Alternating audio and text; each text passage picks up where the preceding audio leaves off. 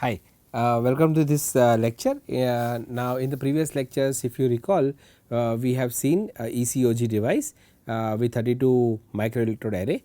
Then we have seen a 10 microelectrode array bioresorbable or biodegradable device, and both the devices we took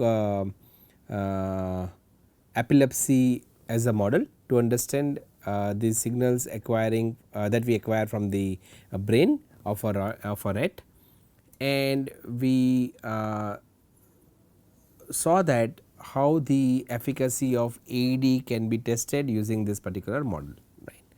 Now, going further, let us understand how can you create a single shank, or you can say a needle with multiple electrodes pattern on the needle using silicon wafer. When you go for understanding the brain signals, you will see that the researchers working in the area of neuroscience prefer to understand the action potential, right, the signals coming out from the neuron, single neuron or at the max multiple neurons. And the way that is done is by inserting the tungsten wire into the brain and getting the signals from the neuron. Since the thickness of the tungsten wire is extremely small, the tip of tungsten wire will be able to acquire the signal. If we talk about cortical arrays, right, we have cortex, we have cortical array, and array means is a group of columns. Each, so I am talking all about the brain, right.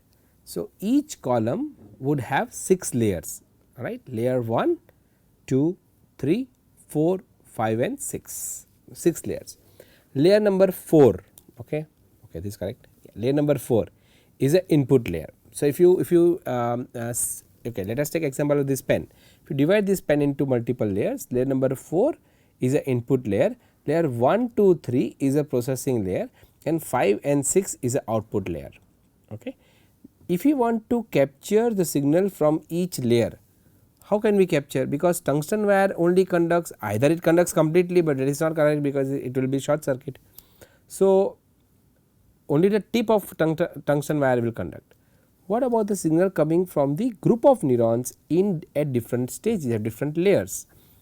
And if you want to understand that, then you need to have a electrode or electrode array on some material, isn't it? So, today's lecture is focusing on there are two parts, all right. The first part is focusing on the single shank, and then we can also in the second part see that we can have multiple shanks with multiple designs, and finally some analysis from the tissues that we get from the rat. So, with this let us see the slide. So, we will talk about invasive neural system experiment, where we will look at single shank microelectrode array for depth neural activity analysis. Until now we were looking at surface, now we go for the depth. So, here what we see is that through the planar ECOG electrode arrays can provide a better resolution than EEG signals, one, right. Second, it offers a limited understanding of activities at the brain depth. You see, this is the difficulty, because we can get signals from the surface of the brain. What about the depth of the brain? Second, local field potentials LFPs recorded by the depth microelectrode array are used for studying electrical activities of the brain from the cortical columns. As I said that we are also interested in understanding how the cortical columns electrical signals are generated. And next one that we need to see is that the electrical signatures of different layers of cortical column is different during an evoke response. So, we have seen in the previous lecture when we touch the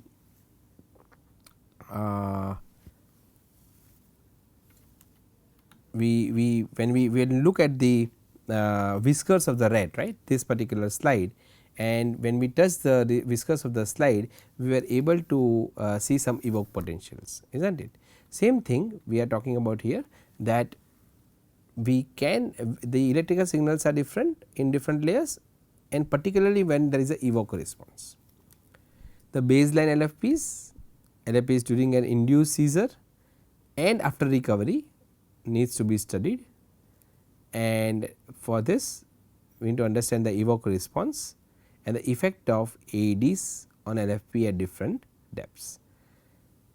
Now, these are some of the interesting things that we want to which are there. Now, let us understand what can be the research goals from this background. Research goals can be that we can record the electrical signal for the baseline with induced ictal and intractal discharges from a depth of the brain in an animal model, and second is to look at the spatiotemporal analysis to determine the changes in electric activities in different neurological conditions and distribution of signals across the depth. The objectives are following. The first one is design and fabrication of MEAs, second is implantation of array in animal models, third is recording and analysis of LFPs in response to convolutions and anti-epileptic drugs for studying the epileptic activity. Now, this is more or less we keep it constant, only one time we have seen that the electrical stimulation can be used to create the induce the epilepsy. So, let us see this schematic. In this schematic what you observe that the structure, that is the MEA is different, the red stereotactic apparatus is what we have used, the micromanipulator is right over here, which we can see here, is not it, and then we have the recorded LFPs, open BCI USB dongle, we have Cyton DAISY board, right, which is similar to what we observed earlier. The new thing that we can see is one is that my manipulator is used to this one indent, or the microneedle goes inside the depth inside the brain, right. So, how to push the needle inside the brain of the rat is with the help of a micromanipulator, right. It has a step size of 1 or 2 microns we can adjust, and then there is a rat stereotactic apparatus which will help to hold the rat. This all study is done right now, whatever we are looking at when the rat is anesthetized, and then we implant the electrode and measure some signals. Now, if you see the MEA, the dimension of this microelectrode array is 4.4 millimeter by 3.6 millimeter, but this is we are not worried too much because only the needle, which is this section, goes inside the rat's brain. Okay. So, to zoom in further, you can see there are 13 electrodes, one for reference, and then the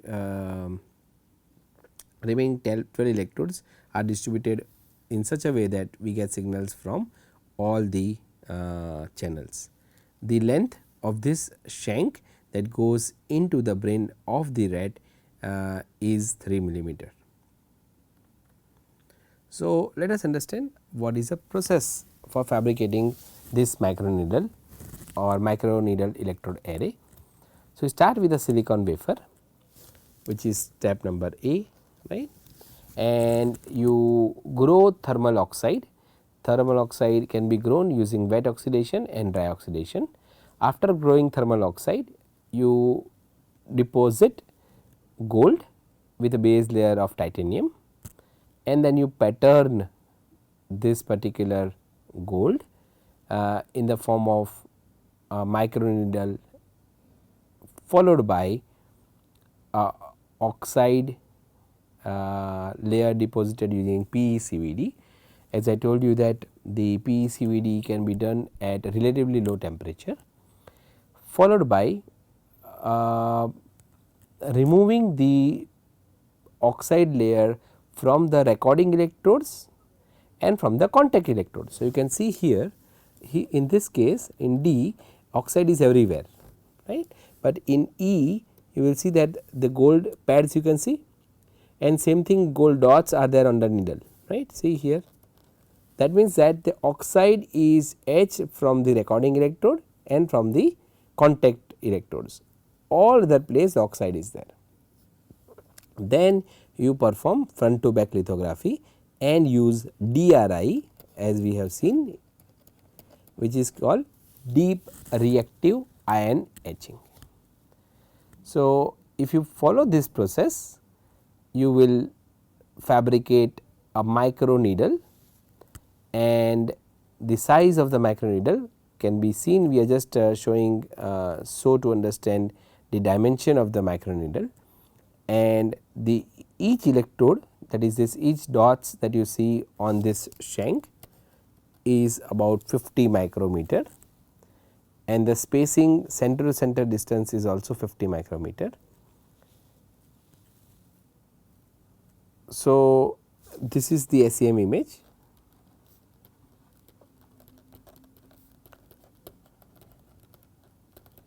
Right.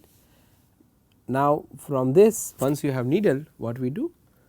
We integrate this needle with the EIB board. So, here the needle is sticked onto this pad, and then the contact pads are there, right.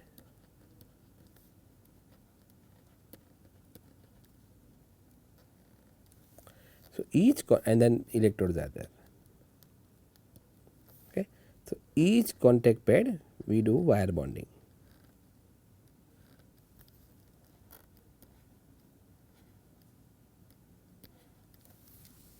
Okay. We perform wire bonding, and then this one is connected to this one, and this one is connected to your Cyton board. So, this is how the PCB design and fabrication. I am not going in detail because we have already taken or discussed this thing in detail in the TA class. You have to then perform the electrical impedance spectroscopy, and from there we were able to understand the average impedance of the electrodes, which is 581 kilo ohm at 1 kilohertz, which is within the value reported in the literature. Now, once you open the brain of the rat, that means you perform craniotomy, and when you use the micromanipulator, then the micromanipulator is, and you can see here wire bonded, you see all the wire bonds here very clearly, right, and this is not in the this is the needle, and it is not right now implanted into the brain of the rat. In this one you can see the needle is implanted now in the rat's brain. This is rat's brain. Okay. The details are given here. You can see acrylic arm connected to micromanipulator, FFC cable, FPC connector, fabricated MEA wire bonded to PCB. We are looking at, or we are inserting this or implanting this particular microneedle into somatosensory cortex. It is a left hemisphere of the rat's brain, and we are using Cyton Daisy board for acquiring the signal from the needle. So, how the signal looks like is shown here. The A shows the number of channels, right, and here you can see in case of the baseline versus time, different channels firing at different rate, particularly when there is an epilepsy episode upon using the convolution. You can see that the y axis is 500 microvolts, and then when we administer the anti-epileptic drugs, we can recover the baseline, right. So, the experiment or the data, once you acquire the data, the analysis remains almost same. We have time frequency analysis of recorded LFPs.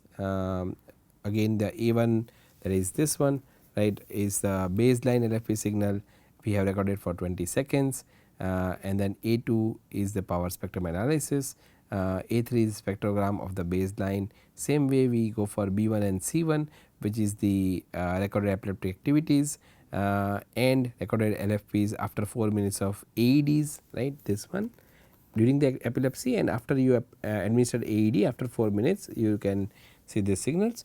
Again you need to be careful about the y axis, do not get confused, minus 10 to 10, minus 500 to 500, minus 20 to 20, these are all in microvolts. Okay. So, even though it looks like signals are same, but when you see the y axis, it is not actually the same thing. Same thing goes for B2 and C2, it is a power spectrum analysis, and then you have B3 and C3, which show the spectrogram of the epileptic activities after 7 minutes of baclofen administration. Baclofen is a convalescent, and spectrogram of restored baseline, which is C3 after 4 minutes of AED drug administration. You can very clearly see from this analysis also that the activity is far more when there is epilepsy episodes. Okay. So, now if you can fabricate one single shank, can you fabricate multi-shank? And the advantage of multi-shank is that from 3 cortical column you can take the readings simultaneously, isn't it? So, instead of using one shank, if I use 3 shank, you can get you can cover more area, multiple columns you can get the data. So, for that there are various ways, again the process remains same, instead of having one needle we should have 3 needles. So, if you see the slide, you can see a very nice 3 shank electrode fabricated using the microfabrication technique, and each shank has a linear array, as you can see here. The spacing between the shanks is 200 micrometer, the length is 3 millimeter of the needle, this is a 3 millimeter, and this particular image, right, this one is actually only this thing. Okay. The beauty of this particular design is that the electrode size is only 15 microns and the spacing is between end to end spacing is 25 microns between 2 electrodes. The track width is 30 micrometers, and we can have not on, and here you can see the mask. There are 3 masks that is used for fabricating this particular device. Mask 1 to mask 1, 2 and 3. The first mask is to pattern the shape of the microneedle, second one to pattern the electrodes, third one to open the contact pads from the recording electrode and from the contact pads as well. And that specifications are further given, which shows that the electrode dimensions, inter-electrode gap, number of electrodes on single shank, and then you have 3 shanks, so it becomes 33 electrodes. Since each shank has 11 electrodes, shank width about 200 microns, length is 3000 microns, so about 3 millimeter. Distance between tip and the first electrode is 250 microns, that is this distance. And then we have contact pad size of 300 by 300, dimension of the tips is 25 micrometer, and angle of the tip is 30.25 degree. The materials that are used in this particular design, silicon is a substrate, silicon dioxide is insulating material, and gold is the electrodes and interconnects. So, linear array you can see here, right, shanks fabricated, 3 shanks, right. Again the dimensions you can see in this case. So, if you can fabricate 3 shank, how about 4 shank? Of course, you can do that. Now, sometimes what happens is in some cases to get the data from 4 different neurons, what neuroscientist does there, he take 4 different tungsten wires and they fuse it together like this 1, 2, 3, 4. Okay. They are not touching, but they are fused, so that all 4 neurons the data can be acquired simultaneously. This is what, there are 4 electrodes, so we call as a tetrode, 4 electrodes tetrode. So, if tetrode here is good, what about I have multiple tetrodes on the same shank? So, yes, 4 and 4 multiple tetrodes on the same shank, right. The distance between the electrodes like this is about 30 micron, and also the length is 30 micron. The distance between each shank is 200 microns. The length of each shank is 3.1 millimeter, and the distance from the first tetrode to the tip of the needle is close to 270 microns. Again we can change the dimensions and designs based on the application that we are looking at. The contact pad area is 4.6 by 3.6 millimeter with each contact pad of 300 microns, and the spacing between contact pad is 100 microns. The distance between quadrupole electrodes is 100 microns edge to edge distance. So, yeah, so like I said, we can change these dimensions based on the application that we are looking at, and then we have already filed a patent. This is an actual fabricated device.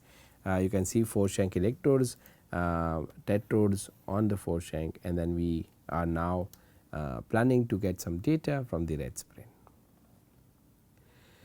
One thing I was kind of mentioning in the last lecture and even the last lecture is that once you implant the device, right, does it have any toxic effect? It is not just only when you have a biodegradable material or bioresorbable material you will have this toxicity that you need to study, but even for the implants like microneedles or flexible devices or bioresorbable electrodes, you need to understand how much is the toxicity effect, that is that how whether the device, whether the material that is used in device is toxic or not.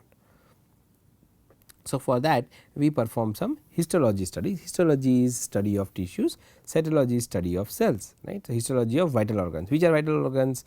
The vital organs, of course, we have to look at the brain, because we are using shank into the brain to see that how much is the damage to the brain, is there any toxic effect in the brain. Also we need to see the liver, which you can see here, right. We have to see the image of a kidney, which is right over here. Then we have to see the section of the heart, which is in here. Then we have to look at the lungs, which is shown in E. Then we have to see small intestine, which is shown in F, and finally we also look at the large intestine, which is shown in G. From this image analysis we have to identify whether there is any toxicity or not. Okay. So, this is where the importance of the fabrication comes into for the application. Now, we talk about epilepsy, but we have a different application for Parkinson. Okay. We have an application for understanding stroke, right. So, but how to acquire the signal, how to stimulate the part of the brain, what happens when you acquire and stimulate simultaneously.